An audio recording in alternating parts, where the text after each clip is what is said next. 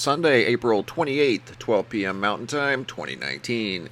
Guys, in this video, we're going to take a look at some areas that could see severe weather, not only here in the United States, but some other locations around the world. We're watching a cyclone as it's getting closer and closer to making landfall. We'll talk about that here in just a moment. But first, I want to touch on some rare earthquakes that have occurred in the last 24 hours. Two out west here, one in Arizona.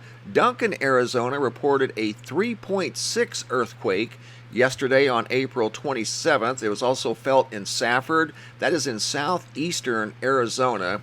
There was also an earthquake that just occurred not too long ago up in Nevada, a 4.0, very shallow 4.0 at 2.5 miles deep in north central Nevada. That earthquake occurred less than 2 hours ago, or right at 2 hours ago. I don't know if it was felt by people. More than likely it was. I know there's mining operations up in Nevada, but generally they don't create 4.0 earthquakes, and we don't see 3.6 earthquakes in Arizona very often. I mean, they do occur in Arizona.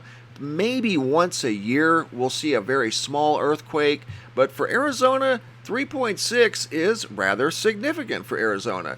There was also a 3.6 near Dyersburg, Tennessee, which is just west of Clarksville, Tennessee, not far from the Mississippi River, and that would be on the New Madrid fault zone. So anytime you see an earthquake in that area, it's always something to pay attention to. That was 8.1 miles deep. And going back about 6 days ago, the earthquakes in the Philippines, that still amazes me when I see this video. This is a still image of the video of the tall building in Manila as it was swaying back and forth. It was throwing water out of the swimming pool off of the top of the tower. That's probably a 25 or 30 story building, and you can see water falling down the side of the building from the 6.1 earthquake. There was actually two earthquakes, a 6.1 that was closer to Manila that took the water out of the swimming pool off the top of the building. Then there was a 6.4 earthquake not too far from Manila. So a lot of earthquake activity, at least a moderate activity. Haven't seen any large earthquakes, which is good. We don't want to. But when we see earthquakes in Tennessee, Nevada, Arizona, areas that we don't normally see earthquakes, it's definitely something worth paying attention to, much like this severe weather that we're going to see here in the Midwestern part of the United States. We're here at VentureSky.com, and we're paying attention to the lifted index. This is showing us that there's another canopy of unstable air moving across the Central Plains. Right now, this is where it's situated. It's going to move throughout the overnight hours through Kansas City, Missouri, northern Missouri, into west central Illinois, southern Iowa, parts of northern Arkansas, obviously Oklahoma, eastern Kansas, and the Texas Panhandle. You guys can expect anything and everything on the menu. It doesn't necessarily mean it's going to occur everywhere in this region. The possibility of severe weather in this region is very good. So if you're in those areas, just pay attention for severe weather, especially during the overnight hours. We're here at weathercharts.com, and you can see tonight around 2 a.m., 3 a.m., severe weather through Missouri, west central Illinois, extending all the way up into Chicago, parts of southern Michigan. So just pay attention to this weather system that's moving through, guys. In fact, it's starting to get its act together right now. This is what it's going to look like around 3 a.m. during the overnight hours. And tornadoes during the overnight hours. There's no good time for a tornado, but during the overnight hours, it makes it even worse because you can't see, because it takes the power out inevitably. And we're here at windy.com, and it's showing an area through the Midwest, especially this purple at 3 a.m. That would be northeastern Kansas into the St. Joseph's, Missouri area, Kansas City, Missouri area. Just big heads up, guys. You could see severe weather tonight and for the next 24, even 36 hours as this storm makes its way through the Midwestern United States. I also want to take a look at a storm system that's projected right now to make landfall along the coast of India. Be a very densely populated area, and also this area contains a nuclear power plant. We're looking at this storm. I don't think it's named yet. If it is, yeah, it is. Fani, F-A-N-I. It's a tropical storm. But by the time it makes landfall, it could be as strong as a Category 2.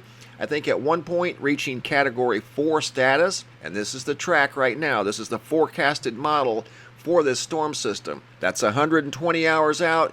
That is more than likely going to change between now and then. That's 5 days. Becoming a Cat 4 in 4 days. Those strength numbers could change as well. That could be a Cat 5 for all we know. I do know it will change. They always do that far out. But right now, it's headed directly towards a densely populated area. Here's a picture of the nuclear power plant. I'm going to take you to Google Earth and show you exactly where that's at. And this is the path of the storm right now. Tropical storm Fanny to be a Cat 4, possibly even a Cat 5. This is the area right now that they're showing potential landfall right in this area here. And if you zoom in on that area, you can see that big airplane that I just showed you. I don't know that I've ever seen that before. And there's no airports or anything around that area. There's just a giant airplane that's 150 foot wide, 150 foot long, just sitting there. I'll take you back to that here in a minute. But here's the nuclear power plant. So it's about 3 miles off the shore. Pretty good sized plant. There's also a steel factory here that's 3 miles wide. I don't think it would do any harm to the steel factory, but anytime a cyclone or hurricane heads towards a nuclear power plant, that's always cause for concern. This is that airplane. This is just something unique. I don't have any idea what this means. There's no airport around here. There's no other airplanes that I could see except one giant airplane sitting here along the coast. And in fact, that airplane is kind of in the path right now. That's, of course, subject to change.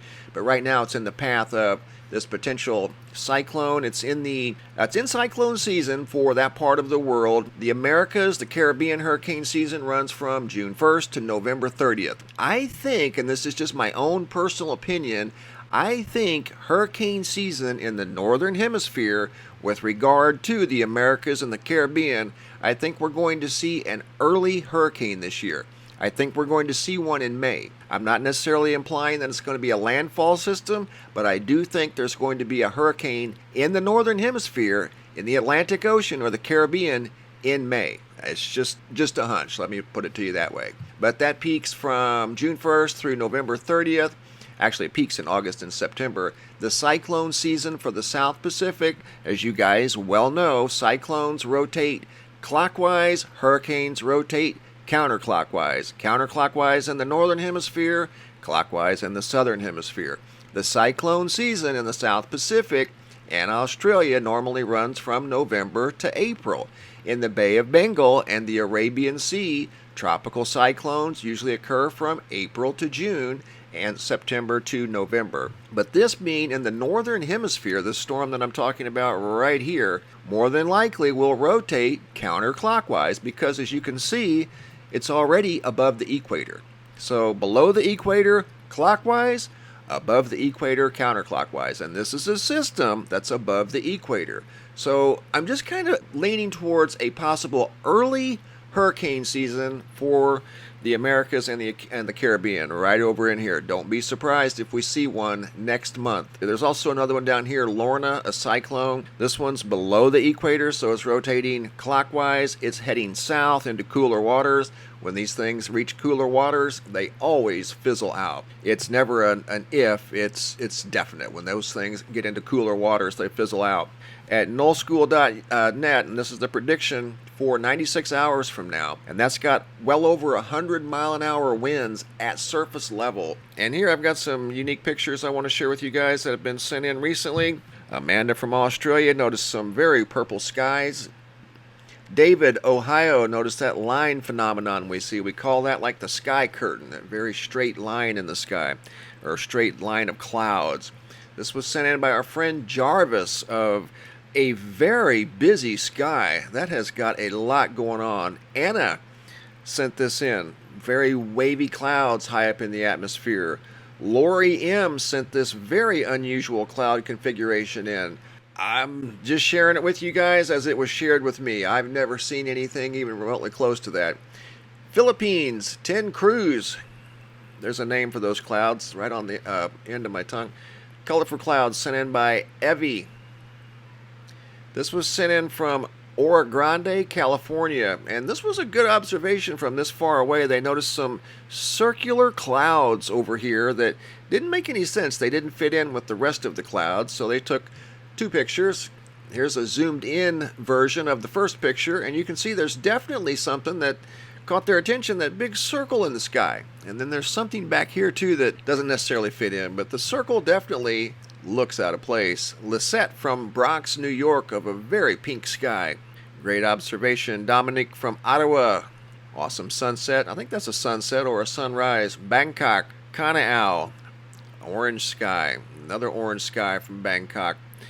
Big sunbeams going up into the sky. So thanks guys for the pictures, greatly appreciated. Keep them coming. I'm working slowly but surely on the Sky Phenomena photo gallery. New pictures here at the website, MrMBB333.com. Don't forget to check it out. It's linked below in the description box of every video. All the data you see here at the top of the website is real-time data, updated 24 hours a day, 7 days a week, and I think you'll find some interesting data also in the lower half of the website. Thanks for watching guys. Have a super day and be safe out there.